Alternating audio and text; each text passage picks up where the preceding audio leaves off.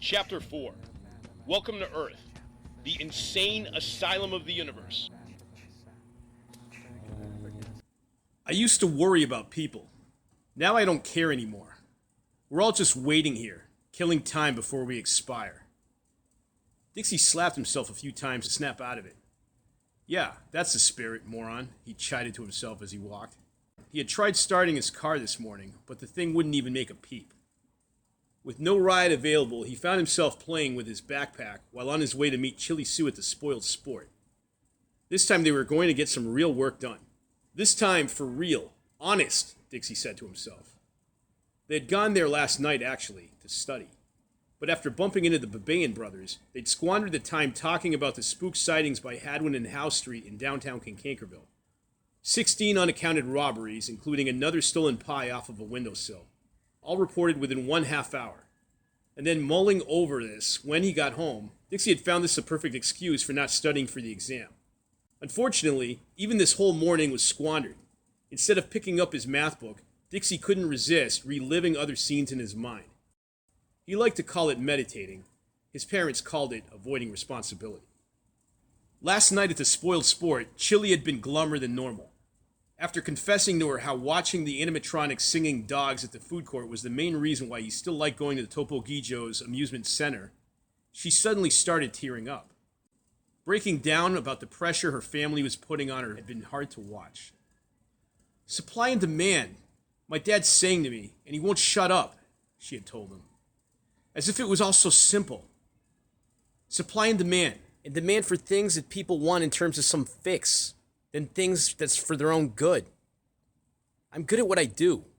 Trying to fix society is thankless work. And then her heavy-handedness had gotten worse once the Babayan brothers had left. What do you do when other people's choices rob you of the ideal? She asked him bluntly.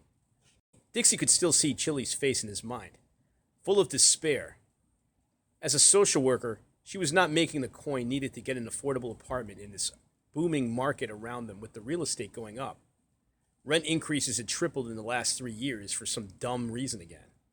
And for that, Chili knew she couldn't ever move out of her house unless she got a higher paying degree or 2 more friends besides Dixie to help with rent. I already know what I want to do, she had reminded him. My dad dismisses me, Dixie. Like I'm a naive idiot. So self-righteous, his stupid grin while I try to explain it to him, while he picks up the nativity scene on the front lawn. It all feels like it's mocking me. It's almost April. Why do you guys leave that thing up for so long anyway? He remembered asking her. And then she had said something that really rocked that simpler view of the world of his. What if God gave you a talent that doesn't pay the bills? What then? He doesn't have an answer for that one. He wished he hadn't been raised in a religious family of his own with no real soul.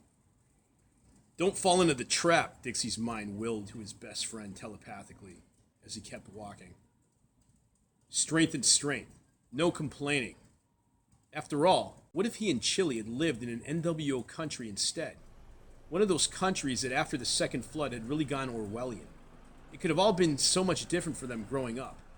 Living under a strange mix of socialism run by technocrats and AI governments in one of those places. Some had loved it. Most wished they could escape. So I'm basically fated to exist misunderstood. Chili's recent voice continued in his memory. Considered a slacker because I don't want to go to college. Unsupported by family that is intimidated by their view of economic reality. Her frustrations had been unsettling, mainly because they were hitting home pretty bad. I'm going against the grain, dude, she had gone on. What if your natural passion does not allow you to barely survive? Does God ever favor anything? I can't live in a world like that. Dixie kicked a rock down the road as he started walking past the bagel district. It was a series of independent bakeries in Kankankerville that served the best powder cookies and rhubarb pie money could buy. Sadly, there was never enough seating there to hang out long enough due to the social distancing practices that were being utilized there. Most of the bakeries in Kankankerville were old school. I'm not a professional victim no matter what Uncle Frank says, Chili had been insisting. She wished she had the money, or the drive, or the understanding, or the connections for that matter, to escape her confusion. She wasn't a full have-not, but her family just didn't give her space for sympathy with any of her ponderings. They just tried to get her to shape up and take her to a state-run therapist that had made things worse, and they said she whined too much and verbally beat her down for questioning reality. Dixie could relate to Chili so well, and right now it made him even glummer. All she really wanted to do was escape this life. If not this life, then at least this cycle. She would constantly ask him, does the universe even give a so-called have-not, or even a half-have-not, a chance? He agreed with everything his best friend was saying, but there was nothing he or her could do about it. Observing the swirling clouds in the distance to the north as he passed 1999 Street, it seemed as if the weather enjoyed reflecting his own moods lately. He smiled grimly. What if she was right? What if the end game in joining what she called that rat race was destruction anyway? It hadn't worked so perfectly before when his parents were young, and it didn't feel satisfying now. Damn it. You were doing so much better today, kid. Don't forget that, he said out loud to himself, and then telepathically again to Chili, as if she was right there with him. Maybe he shouldn't tell her more about his own problems. Maybe they should just, who knows. What a week. His recent car accident, the strange visions, and now officially getting fired. Before this week, he had been doing more or less relatively well. And just like Chili would say, one positive stride forward and then something pulls you back in. Was it too much to ask to have a whole season of bliss in and out? It was supposed to be a great spring. And then there's that damn math exam, Dixie thought out loud. Actually, he thought how maybe today she must be doing better than he was. It was always something. Either he was having a good day and she was down, or the other way around. Why can't luck ever be even, he wondered. And then he snorted to himself. I'm falling into the trap again. Slapping his face a few times, he realized that perhaps it might be better to snap out of this rut.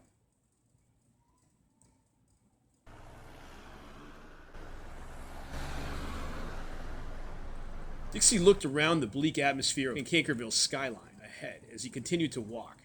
It certainly did not cheer him up. This city truly did an amazing job pretending it was immune to the concerns of the rest of the world. Despite its superficiality, Cankerville's facade of pleasant-looking suburban neighborhoods around him, the occasional screams coming through a window, and the depressing heaviness in the air was a daily reminder that something just didn't sit right. A strange thought welled up in him. Could there ever have come a day where everyone on Earth could mutually experience a good day at the same damn time? As Dixie passed through a bagel district, he started thinking about his recent visions. Great, there's another concern, he grunted out loud. Just that morning, he had another, quote-unquote, vision, even though his head felt fine and he wasn't feeling dizzy or anything. Realizing how almost comical it was, so many things seemed discouraging, Dixie tried to remain optimistic. On his way towards Hope Cemetery, he found a tract of some sort on the ground with cartoons in it. As he browsed through it and grinned at the odd illustrations, he passed by the cemetery and wished he had a little more time to just go for a stroll through the tombstones like he would do whenever he had a free afternoon. He liked this cemetery the most. It was one of the few places he could find privacy from the daily grind. There was one particularly odd thing he liked to do there on occasion, and it always seemed to relax him.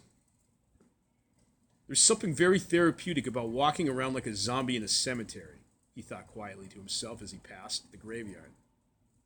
Thankfully, no one had ever seen him sneak in at night and revel in this strange predilection. Great, he added as he looked at his watch. Gonna be late again.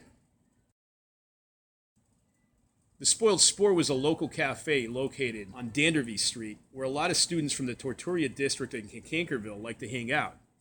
It was not one of those old-school shops with strict social distancing measures.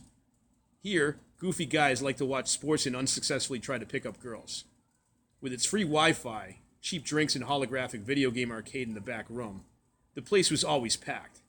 And due to the tiny surface area inside the cafe itself, seating there was so compact that Dixie described it as the only restaurant in the city with great coffee and where it was socially acceptable that your face was, quote-unquote, inches away from someone's ass.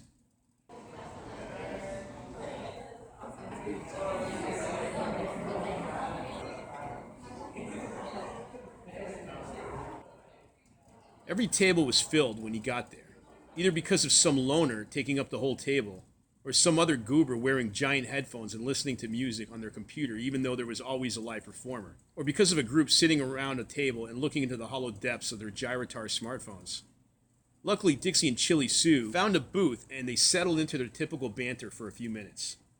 "What's that you got in your hand?" she asked him.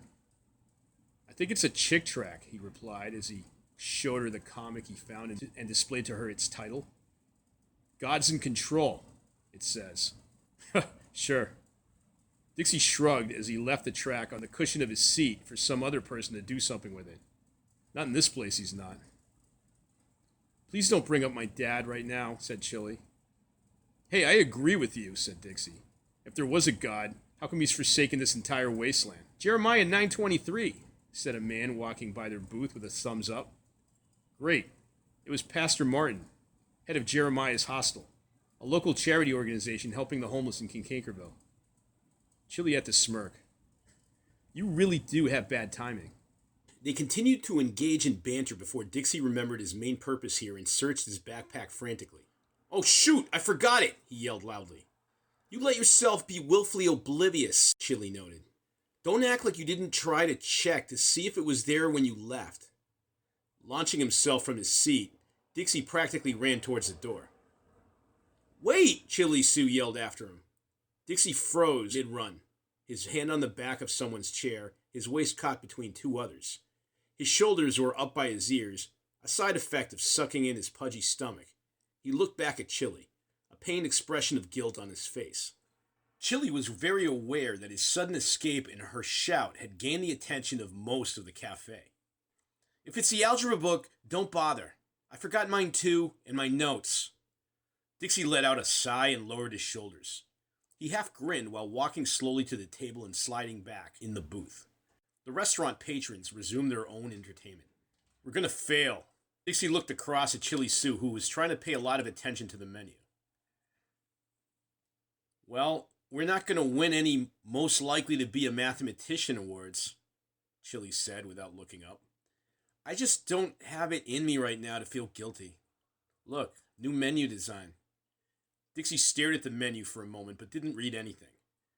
"I wonder if it's possible for yearbooks to issue apologies," he said after a while.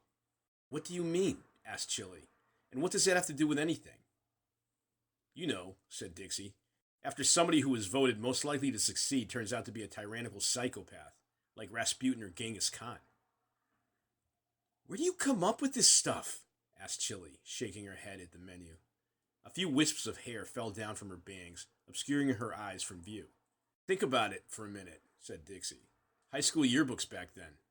If the committee had voted Stalin or Hitler as most likely to succeed, and they picked either of them, and then after World War II, they were like, oh shit, we got to reprint our old high school yearbooks because we don't want to be hounded out as National Socialists or commies or something." "You always say pretty odd stuff, but lately it's been getting really weird." Chili glanced up through her curtain of hair. She was about to ask Dixie more about his visions he had been having, but at that moment, a young man's voice called out from across the cafe. "Hey, Dixie." It was Guffin Postlethwaite. He stood in the doorway of the cafe with a giant smile painted on his face. Behind him was Steve Pistol and Stacy Grimm, classmates of theirs since high school. Guffin also happened to be in Professor Existi's algebra class at Torturia Community College. Dixie groaned.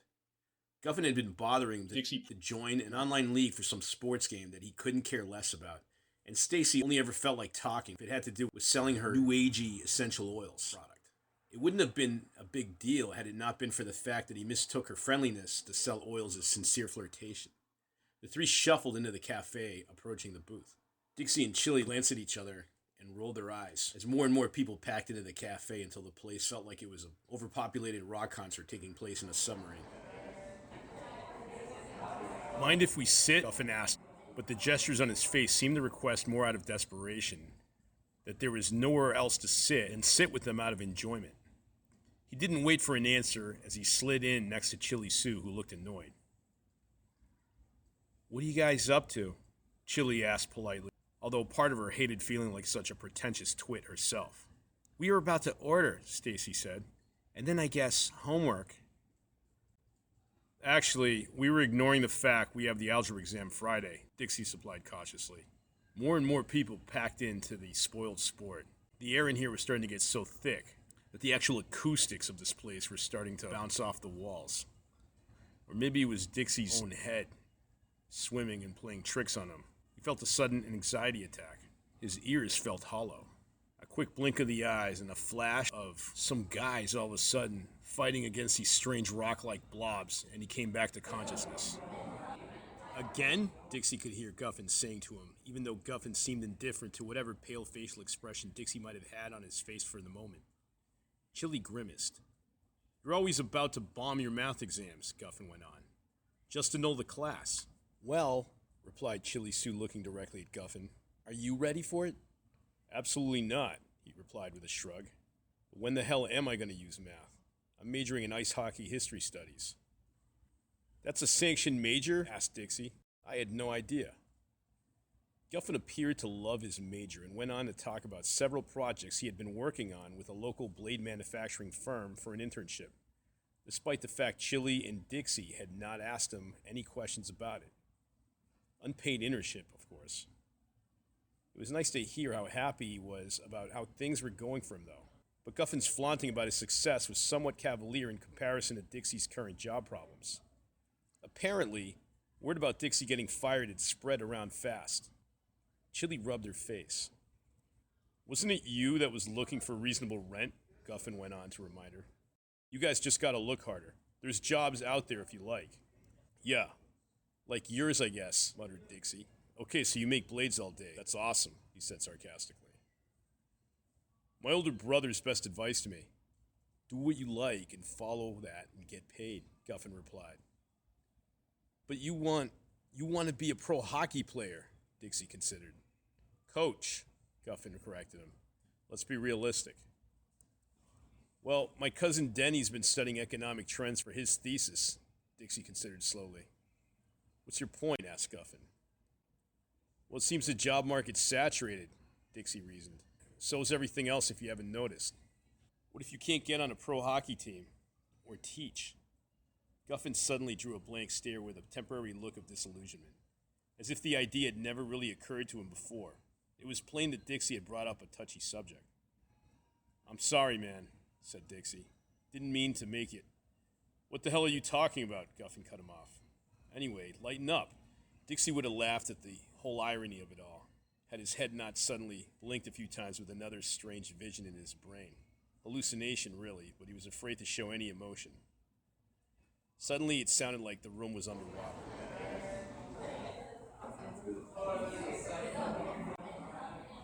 You guys been watching the new series that's on Office Box? You know, The Floater? He could hear Guffin ask him in Chili. Haven't seen it yet, Chili Sue had to admit with complete disinterest. What's it about? It just sounded like a bad action movie. Well, that's actually what I was going to tell you you've been up to, said Guffin. Just wanted to bring some pleasant news about it before you two had to get all philosophical. I didn't do that, protested Dixie. I was just... Anyway, it's good, Guffin announced with approval. Just binge-watched the entire first season this week. It's not bad, actually, put in Stacy. Apparently, it was about some guy who found out he had a floater in his eye. Yeah, and then it causes all sorts of things to happen to him, she added. I just saw one episode, Dixie tried to chime in pitifully. It just sounded like some weird sci-fi. Before I watched it, I pictured a guy stranded out in space trying to figure out how to survive and get around. No, it's way better than that, Guffin explained excitedly. It's about a disgruntled ophthalmologist who finds redemption in switching his profession to podiatry, but the burden of his unending school loans caused him to go crazy. Solid stuff I can relate to, said Dixie. Hope that doesn't happen to me. He made a gesture to Guffin not to bring up school loans as he nodded towards Chili. God damn it, everything triggers you guys, Guffin replied rather callously. Relax a bit, will you? You go to a community college and not med school, Stacy reminded Guffin. As Dixie and Chili grew more uncomfortable, Stacy and Guffin started babbling on to each other about the current crisis again in higher education. My mom was even saying it, Stacy went on. Could you imagine near civil war again? where everybody with massive loans started attacking everybody lucky enough not getting suckered into college again? Chili stared anxiously out the window. Why didn't her and Dixie just go to the woods today? She could hear Guffin snort. Yeah, would you really want to live to see stuff like that again? Unfortunately, the idea of reality combined with the upcoming exam triggered stress in Chili's mind. And right now, she wasn't feeling that inner strength. That show sounds stupid. I'm too busy to watch it anyways, Chili Sue replied disgruntled after a while, gesturing to excuse herself and causing Guffin to grin. Whoa, Ice Queen. I thought you liked thinking about stuff like this. Didn't mean to disturb you. Guffin raised his hands to his chest, fingers outstretched, looking like he was shielding himself from her gaze. Steve sat by, ignoring the whole situation. He had been on his Gyrotar smartphone the entire time. Chili said nothing, but the scene was getting awkward. Don't worry. Relax. We'll get going, Guffin said, breaking the silence. Whatever. We just wanted the table, he confessed with a laugh. The three of them got up from the booth and headed outside.